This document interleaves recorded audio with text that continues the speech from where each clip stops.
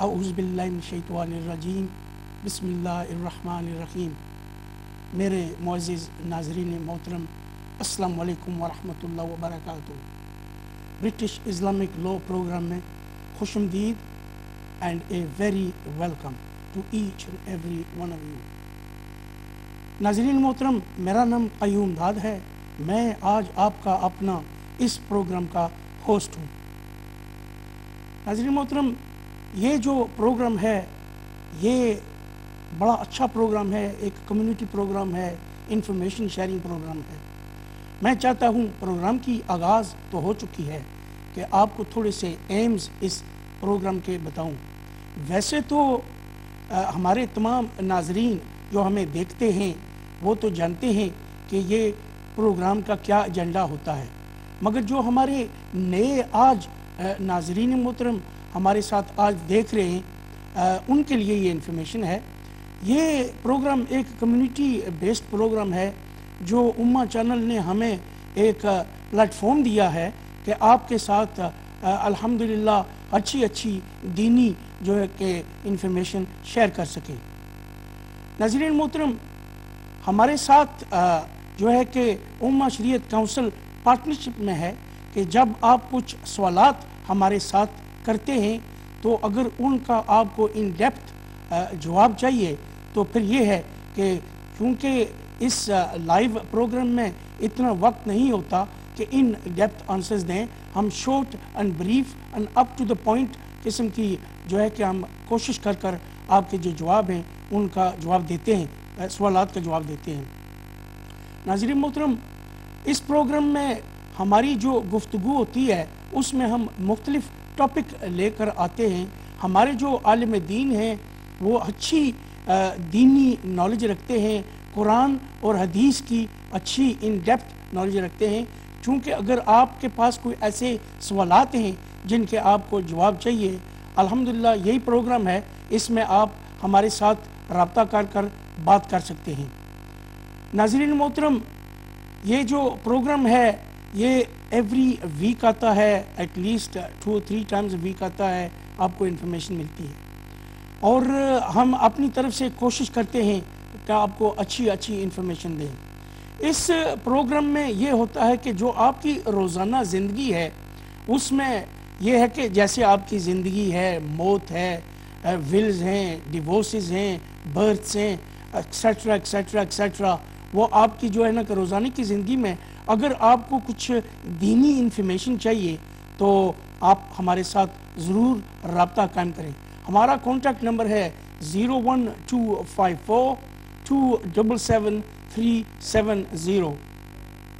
میں ضروری سمجھتا ہوں پروگرام کی آغاز ہو چکی ہے کہ جو ہمارے مہمان ہیں ان کے ساتھ آپ کا رابطہ کروں۔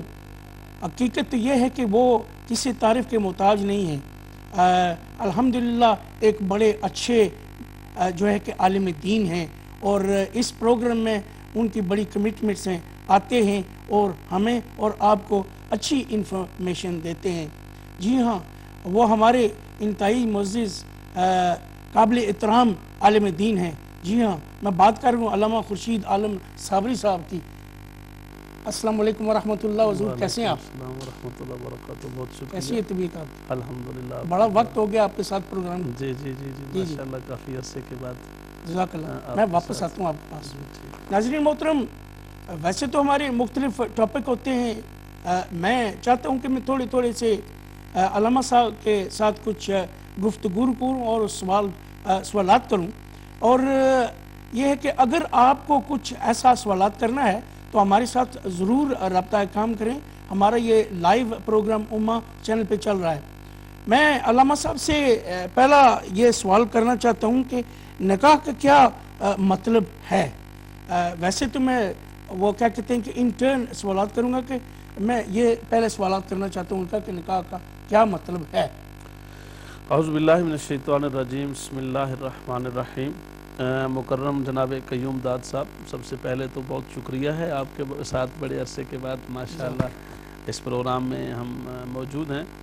آپ نے بہت پیارا سوال کیا ہے، اور یہ اس اعتبار سے بھی عام سوال ہے کہ چونکہ جو انسان بھی اللہ پاک نے پیدا کیا ہے، ہر انسان کی زندگی کا نکاح ایک بڑا اہم موڑ ہوتا ہے، اور نکاح کا لفظ ہی ایک ایسا ہے کہ اس میں اللہ پاک نے بہت ساری خوشیاں اور بہت سارے جذبات اور بہت ساری محبتیں وابستہ کی ہیں۔ نکاح کا جو تصور ہے، نکاح بنیادی طور پر ایک مرد اور عورت کو آپس میں ایک رشتے میں منسلک کرتا ہے، اور نکاح کو عربی زبان میں عقد کہتے ہیں۔ عقد کا معنی ہوتا ہے کوئی معاہدہ کر لینا، اور اس معاہدہ کے نتیجے میں وہ مرد اور عورت جو بطور شوہر اور بیوی کے ایک نئے رشتہ نکاح میں منسلک ہوئے ہیں، ان کا ایک تعلق قائم ہو گیا ہے۔ دکھنے میں تو یہ ایک نارمل سی بات ہے، لیکن حقیقت میں یہ بہت بڑی بات ہے، اس لیے کہ دیگر ادیان میں بھی، مگر ہم چونکہ زیادہ تر بات شریعت کے پرسپیکٹو میں اسلامک پوائنٹ آف ویو سے کر رہے ہیں، تو اس میں ہم یہ دیکھتے ہیں کہ نکاح کے اندر انسان کی محبتوں کو اور انسان کے جذبات کو ایک خاص شکل دے دی گئی ہے، اور اس شکل پر ان کو مکمل طور پہ گامزن کر دیا گیا ہے۔ یعنی انسان کے وہ جذبات جو دونوں میں ہوتے ہیں، مرد میں بھی ہوتے ہیں، عورت میں بھی ہوتے ہیں، ان جذبات کو ایک قلع میں بند کر دیا گیا ہے۔ یہی وجہ ہے کہ شریعت مطہرہ نے دین اسلام کے اندر جو شادی شدہ بندہ ہوتا ہے اس کو المحسن کہتے ہیں، اور جو شادی شدہ عورت ہوتی ہے اس کو المحسنہ کہتے ہیں۔ یعنی محسن اور محسنہ یہ ہا، سواد اور نون کے ساتھ، یہ بنیادی طور پہ یہ حسن سے نکلا، جس کا معنی ہوتا ہے قلعہ، کیسل۔ تو محسن اسے کہتے ہیں کہ جو the person who is within the castle, within the boundary of a castle، وہ جو نکاح کی ایک باؤنڈری بن گئی ہے اس کے اندر وہ آ گیا، قلعے میں بند ہو گیا۔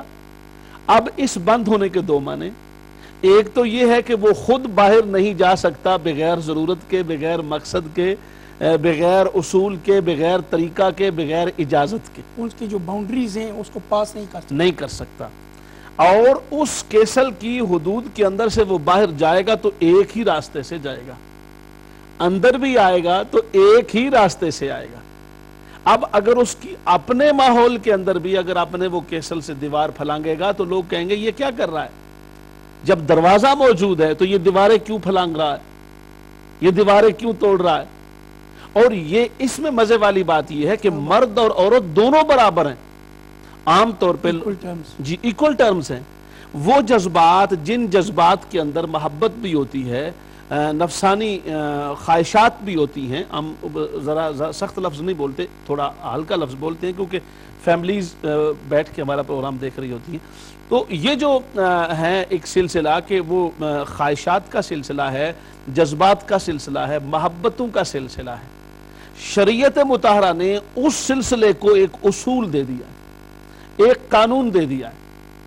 اب جو لوگ یہ کہتے ہیں نکاح ضروری کیوں ہے، کیوں آپ اس قلعے میں بند کر رہے ہو کہ ایک مرد ایک عورت کے ساتھ ہی منسلک ہے، وہ دونوں ایک دوسرے کے اصول کو وائیولیٹ نہیں کر سکتے، ایک زندگی کی کمٹمنٹ ہے۔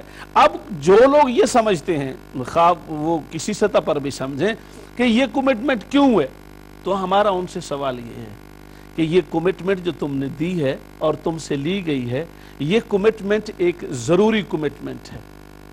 اگر آپ یہ سمجھو کہ ہمیں آزادی ہونی چاہیے، ہم مرد کہے میں جتنی چاہوں میں بیویاں بدل لوں، 2-3 سال کے بعد جسے جی بھر گیا چینج کر لیجیے، یہ چلتا ہے نا، کلچر ہے آج کل معاشرے میں۔ لوگ کہتے ہیں جی لبرلزم ہونی چاہیے، آزادی ہونی چاہیے، فریڈم ہونی چاہیے۔ جی بالکل۔ یہ جو فریڈم اور آزادی، جس کو یہ آزادی بنیادی طور پہ آزادی ہے نہیں، مگر لوگ اس کو آزادی سمجھتے ہیں۔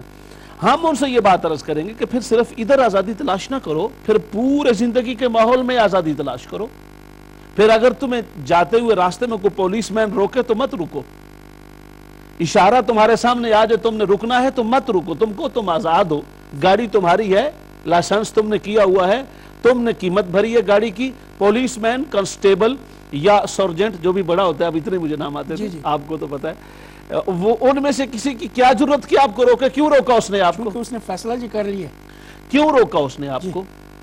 آپ نے اس کو روکنے کا رائٹ دیا، کیونکہ آپ نے خود یہ چاہا کہ کوئی ایک ایسا ادارہ ہو جو میرے حقوق کی نگہبانی کرے، میرے حقوق کی پاسبانی کرے، جو مجھے ایکسیڈنٹ سے بچائے، جو مجھے سڑک کے حادثوں سے بچائے، جو میری سواری کے معاملات کی حفاظت کرے۔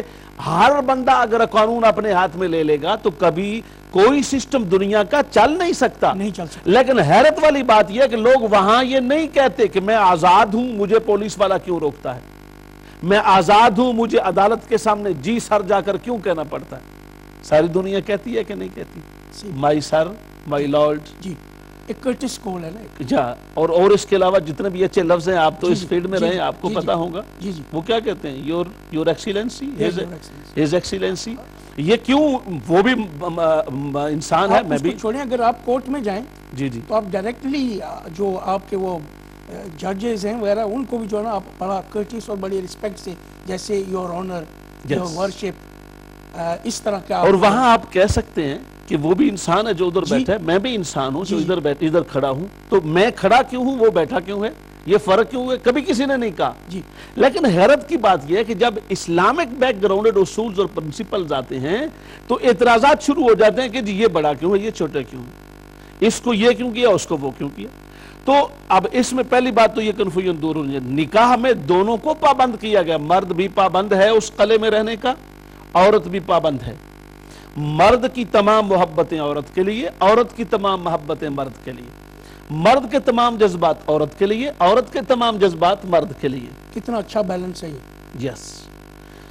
اور یہ جو ایک سلسلہ ہے، اس سلسلے کے اندر انسان کو رکھا گیا ہے، اور شریعت مطہرہ نے بھی اسی سلسلے کو قائم کیا ہے، اور یہ پورے معاشرے کا سب سے پہلا سمال انسٹیٹیوٹ ہے، ایک ادارہ ہے جس کو کنسٹیٹیوٹ کیا جاتا ہے، جس کو بنایا جاتا ہے، یہ تشکیل پاتا ہے، اور اس ادارے کا مضبوط ہونا، منظم ہونا، منضبط ہونا ضروری ہے۔ جتنا یہ ادارہ مضبوط ہوگا اتنا ہی معاشرہ مضبوط ہوگا، کامیابی ہوگی۔ کامیابی ہوگی۔ اب جو لوگ یہ کہتے ہیں اور ان کا یہ خیال ہے نکاح کے عمل نے ان دونوں کے حقوق ایک دوسرے پر لگا دیے، ان دونوں کو ایک دوسرے کا پابند کر دیا، اور قرآن مجید نے جو لفظ استعمال کیے ہیں غیر مصافحات، اور مردوں کے لیے بھی غیر مصافح کے لفظ استعمال کیے ہیں، غیر مصافحین، کہ وہ اپنی حدود سے تجاوز مرد بھی نہ کریں اور اپنی حدود سے تجاوز عورت بھی نہ کریں۔ سبحان اللہ۔ اچھا، اب یہاں پر جو اگلا کویسچن نکاح کے حوالے سے ہوتا ہے، لوگ کہتے ہیں کہ جی نکاح تو ہو گیا، شادی ہونی ہے، اس میں ساتھ ماں باپ کو کیوں شریک کیا کہ ان سے کنسلٹ کیا جائے، شریعت نے ان کو کیوں ساتھ شامل کیا، اور پھر رشتہ داروں کو کیوں ساتھ شامل کیا ہے؟ وہ اس کا 1 to 1 ان کا فاصلہ ہے، ان کی مرضی ہے، ان کی چوائس ہے، ان کی آپشن ہے، جس کو وہ لے لے۔ وہ اس لیے رکھا ہے کہ جیسے کہا جب یہاں پر دونوں کو ایک دوسرے سے منسلک رکھنے کے لیے ایک کشش کی ضرورت تھی، اس کو پیار کہیں، محبت کہیں، ایک دوسرے کے ساتھ معانست کہیں، وہ رکھی گئی ان کی طبیعتوں کے اندر۔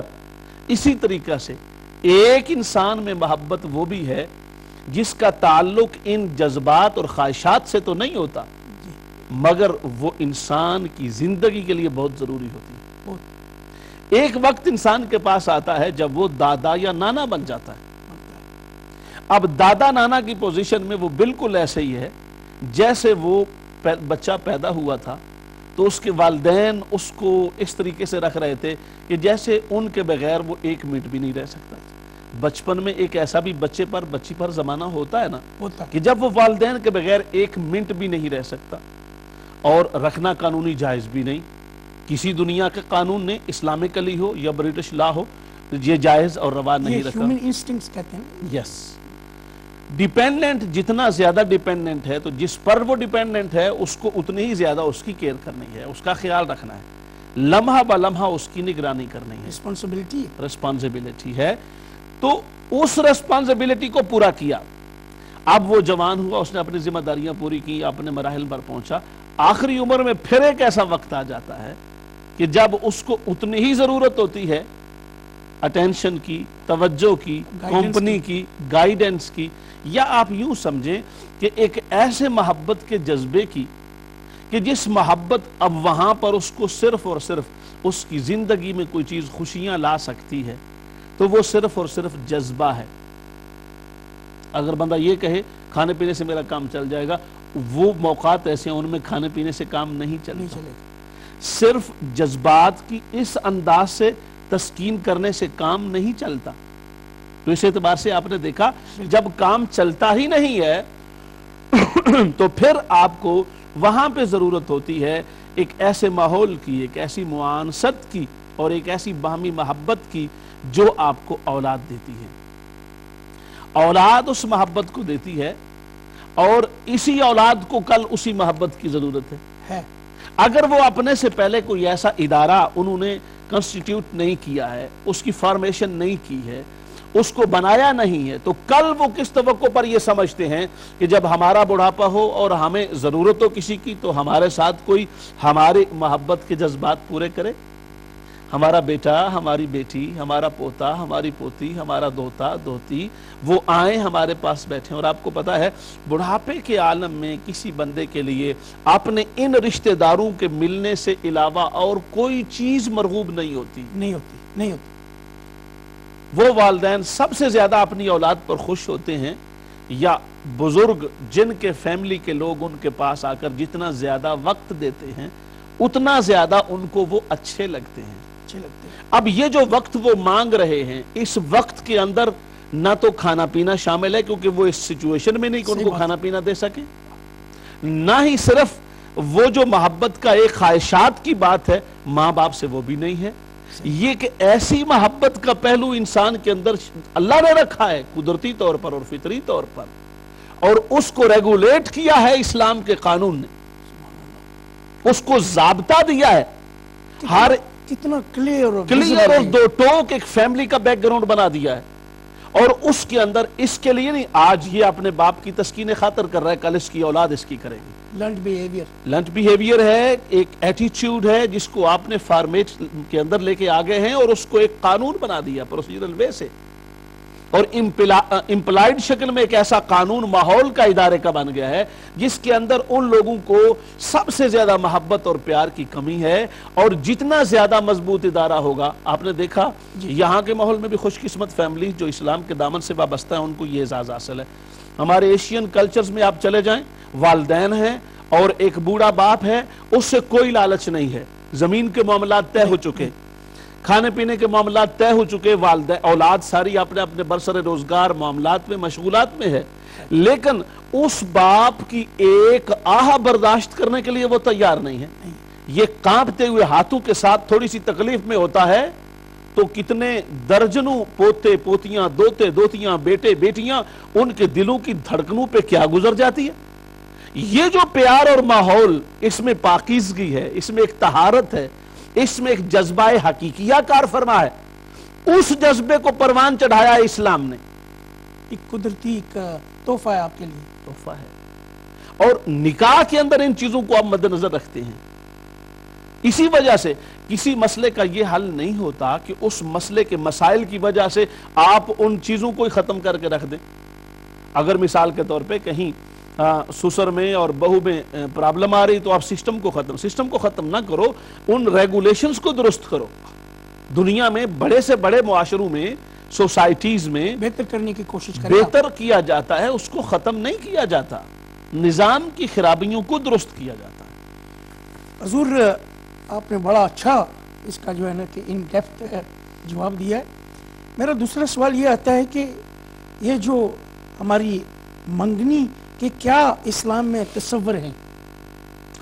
جی ہاں، یہ بھی بہت اہم بات ہے۔ منگنی انگیجمنٹ کا جو تصور ہے یہ ٹریڈیشنل ہے، اسلامک کے جو ہمارا شرعیہ محمدن اسلامک کلچر ہے اس سے پہلے کا جو کلچر ہے جس کو حنفی کلچر اور حنیفیہ کلچر کہتے ہیں، اور ملت ابراہیمی کا کلچر اس کو بولتے ہیں۔ یہ حنیف کا اصل لفظ جو تھا ابراہیم علیہ السلام کے ساتھ ملت حنیفہ کی مناسبت سے، تو اس کلچر کے اندر بھی منگنے کی ٹریڈیشن موجود رہی ہے، یعنی دین ابراہیمی میں شروعات سے یہ کلچر کے طور پہ ایک سسٹم، اور پھر دین کے اندر بھی ایک کلچر کے طور پہ موجود رہا ہے۔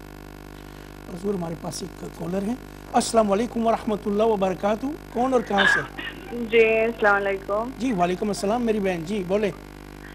جی مجھے یہ جاننا تھا، ایکچولی میری ڈیورس چل رہا ہے ہسبینڈ کے ساتھ، تو 5 سال سے ہم الگ ہیں. ہماری کوئی مطلب ایک دوسرے سے کوئی کانٹیکٹ وغیرہ کچھ نہیں ہے. تو لاسٹ ایئر میں نے ڈیورس کے لیے اپلائی کی ہے اور ابھی تک کورٹ میں ہے, پروسیسنگ چل رہا ہے, فائنلائز نہیں ہوا ہے. تو ہماری بیچ تو کوئی تعلق نہیں ہے. اس حالت میں کیا میں ابھی شادی کر سکتی ہوں, نکاح کر سکتی ہوں؟ ڈیورس آپ کی ہو گئی ہے؟ نہیں ہوئی ہے, ابھی بھی کورٹ میں چل رہا ہے ڈیورس, فائنلائز نہیں ہوا. فائنلائز نہیں ہوا؟ جی. تو پھر آپ نکاح کیسے کر سکتے ہیں جب تک آپ کی ڈیورس فائنل نہیں ہوتی؟ ایسے تو کہتے ہیں نا کہ اسلامک شریعہ میں اگر آپ ہسبینڈ کے ساتھ میں نہیں رہتے ہو اکٹھے ایک دوسرے سے تو ڈیورس ہو جاتے ہیں, اس طرح کچھ. نہیں, خود بخود نہیں ہوتی ہے, اس کو کرنا پڑتا ہے. اسلامک شریعہ کے اندر بھی ڈیورس اگر آپ کو ایون کہ برٹش لا میں اور کورٹس کے لا میں ہو بھی جائے تو still you have to do the procedure of Islamic Sharia as well and Islamic law as well. بہت. جی, اور میری بہن جزاک اللہ خیر آپ کا فون کرنے کا. ناظرین محترم, اگر آپ کو کچھ اور سوالات کرنے ہیں, جیسے ہماری بہن نے ابھی فون کیا اور ہم سے بات کی, ہمارا فون نمبر ہے 01254277370. ہمارا ابھی لائیو کال چل رہا ہے برٹش اسلامک لا پروگرام, جو آپ کو الحمدللہ قرآن اور حدیث کی روشنی میں ہمارے علماء صاحب جو ہے کہ آپ کو اچھی انفارمیشن دیں گے. اور انشاءاللہ یہ ہے کہ کوئی گھبرانے کی بات نہیں, فون اٹھائیں, dial your fingers and speak to us. جی حضور. تو منگنی کا جو تصور ہے, میں یہ بتا رہا تھا, منگنی کا تصور یہ ہے کہ یہ پہلے ادیان میں بھی, ٹریڈیشنلی بھی اور اسلامکلی بھی موجود رہا ہے, اور ہمارے دین اسلام کے اندر بھی یہ منگنی کا تصور موجود ہے. اصل میں اس کی حکمت کیا ہے؟ حکمت یہ ہے کہ جب آپ کی سیٹلمنٹ ہو جاتی ہے بچے بچی کی, فیملیز کے ساتھ ڈیفینیٹلی ہونی چاہیے, جب ہو جاتی ہے تو انگیجمنٹ کرنے کے بعد آپ ان دونوں کے بہت ساری سوچوں کو ختم کر کے ایک رو میں لے آتے ہیں. ٹھیک ہے, مثلا انڈرسٹینڈنگ اگر کسی کی ہو گئی ہے اور انگیجمنٹ ڈکلیئر نہیں ہوئی ہے تو اس کا ایک نقصان یہ ہو سکتا ہے کہ بچہ یا بچی دونوں میں سے کسی ایک کی سوچ میں سٹل یہ بات موجود ہو کہ ابھی چونکہ میں فائنل تو نہیں ہوا, میرا کوئی نسبت فائنل نہیں ہوئی ہے, تو ابھی سٹل میرے پاس آپشن ہے کسی کو میسج کرنے کا, نکاح کا میسج. نکاح کا پیغام ایک خاص ٹرم ہے شریعت کی, نکاح کے پیغام کا یا اس کا سوچنے کا. تو انگیجمنٹ کے ساتھ یہ دونوں آپشن رول آؤٹ ہو جاتی ہیں, یعنی اس کے بعد اب نکاح کا پیغام بھیجنے کا یا پیغام وصول کرنے کا سلسلہ انگیجمنٹ کے ساتھ ختم ہو جاتا ہے. اس سلسلہ کے اندر مزید وہ سلسلہ باقی نہیں رہتا. لیکن اس کے ساتھ یہ بات ضرور ہے کہ انگیجمنٹ سے پہلے انہیں اپنے معاملات تقریباً فائنل کر لینے چاہیے. بعض لوگ یہ سمجھتے ہیں انگیجمنٹ ہم اس لیے کرتے ہیں تھوڑی دیر اکٹھا رہیں گے تو پتہ چلے گا کیسے ہیں, پھر شادی کریں گے. یہ بات غلط ہے. کیا وہ لڑکی لڑکا ملاقات کر سکتے ہیں؟ جی بالکل ملاقات کر سکتے ہیں, مگر وہ ملاقات حدود کے اندر ہونی چاہیے. اس کی ایک وجہ ہے. جی, ملاقات جو کرتے ہیں کیوں کرتے ہیں, یعنی اسلامکلی بھی اور ویسے بھی اگر آپ ایک امپلائڈ لاز کے طور پر جائیں تو کسی کلچر میں بھی اگر اجازت دی تو مقصد ہے ایک دوسرے کو انڈرسٹینڈ کرنا. اچھا, انڈرسٹینڈ کرتے ہوئے اگر آپ لیمٹس درمیان میں نہیں رکھتے تو اس سے اگر کسی جگہ پر بھی کوئی پوائنٹ آ جاتا ہے, یعنی دوسرے لفظوں میں دونوں کی طرف سے کسی ایک سے کوئی غلطی ہو جاتی ہے اور اس غلطی سے دونوں کی عزت پہ حرف آ جاتا ہے, دونوں کی میں یا کسی ایک کی عزت پہ حرف آ جاتا ہے, تو ابھی انہوں نے ڈیسائیڈ تو کرنا نہیں, شرعی طور پر ایک دوسرے کے لیے پرمیسیبلٹی ہوئی نہیں ہے, تو اس سے آنے والی زندگی دونوں کے لیے اس میں بہت زیادہ مسائل اور خطرات پیدا ہو سکتے ہیں. ان مسائل اور خطرات سے بچنے کے لیے منگنی کے دوران یا منگنی سے شادی تک بھی لیمٹس کو رکھا گیا ہے. ان لیمٹس کے اندر بات بھی کی جائے گی اور ان لیمٹس کے اندر ہی ملاقات بھی کی جائے گی. یعنی ان کو ملاقات کا موقع دیا جائے گا, وہ ایک دوسرے کو سمجھیں ضرور, ایک دوسرے کو دیکھیں ضرور, مگر ان حدود کے اندر رہ کر, تاکہ ان حدود کے اندر جو سب سے اہم اور اصل بات ہے وہ مرد اور عورت دونوں کی, یا عام طور پہ لوگ کہتے ہیں عورت کی عصمت, عورت کی عصمت نہیں, مرد کی بھی عصمت ہوتی ہے. حضور ہمارے پاس ٹائم کی بڑی کمی ہے, اور اگر آپ کچھ فائنلی کو کہیں 1 منٹ میں. فائنلی میں یہی کہنا چاہوں گا، جو بات ہم کر رہے ہیں کہ عصمت جو ہے وہ دونوں کی عزت جس کو کہتے ہیں عصمت کہتے ہیں. یوسف علیہ السلام کی عصمت کا قصہ پوری سورہ یوسف کے اندر بڑی تفصیل کے ساتھ موجود ہے. مرد اور عورت دونوں کی عصمت کا خیال رکھا ہے دین اسلام نے، اور اس عصمت کے ماحول کو وابستہ کر دیا ہے نکاح کے ساتھ. نکاح وہ ایک ایسا طریقہ ہے جو انسان کی عصمت کو مزید پروٹیکٹ کرتا ہے، اس کی عزت کو پروٹیکٹ کرتا ہے. وہ مرد ہو یا عورت ہو، ان دونوں کو عزت بھی ملتی ہے، زندگی کے جذبات کی تسکین بھی ملتی ہے. محبت کا وہ جذبہ جس کا تعلق جذبات کے ساتھ ہے ان کی تسکین بھی ہوتی ہے، اور اسی کے اندر رہ کر وہ ایک ایسا ادارہ تشکیل پاتا ہے جو ایک دوسرے کے دکھ سکھ کے ساتھی ہوتے ہیں، اچھے برے حالات میں وہ اکٹھے چلتے ہیں، زندگی کے حالات سے مقابلہ کرنے کے وہ قابل ہوتے ہیں. اب جتنا اچھا وہ معاشرہ اپنی فیملی کے ساتھ مل کر ادارہ تعمیر کریں گے، اس کو بنائیں گے، حقوق کا خیال رکھیں گے، قواعد و ضوابط پر چلیں گے، اتنا ہی زیادہ ان کو اس معاملہ میں کامیابی بھی ہوگی. اور شریعت کا ان کو سب سے بڑا مقام و مرتبہ اور عزت و مقام یہ حاصل ہوگا کہ آخرت کے اندر بھی ان کے لیے بھلائیاں اور بھلائیاں رکھیں. علامہ صاحب، میں آپ کا انتہائی مشکور ہوں کہ آپ نے اپنا بڑا قیمتی وقت نکال کر ہمیشہ کی طرح مجھے اور ہمارے جتنے تمام ناظرین آج دیکھ رہے ہیں اور سن رہے ہیں، آپ نے اچھی ایڈوائس دی. جزاک اللہ خیر. ناظرین محترم، وقت کی پابندی کے ساتھ وقت تو کسی کے لیے نہیں رکتا، وقت کے ساتھ چلنا پڑتا ہے. ناظرین محترم، میں آپ کا بڑا شکریہ ادا کرتا ہوں کہ آپ نے اپنا قیمتی وقت نکال کر ہمارا یہ پروگرام دیکھا اور سنا، اور اگر اللہ نے چاہا تو انشاءاللہ ہم جلد پھر ملیں گے. مگر میں یہی التجا کر سکتا ہوں کہ مجھے قیوم داد، ہمارے علامہ خورشید عالم صابری صاحب، ہماری تمام امہ چینل کی ٹیم کو اپنی دعاؤں میں یاد رکھنا. اگر اللہ نے چاہا ہم جلد پھر ملیں گے. تب تک کے لیے اللہ حافظ.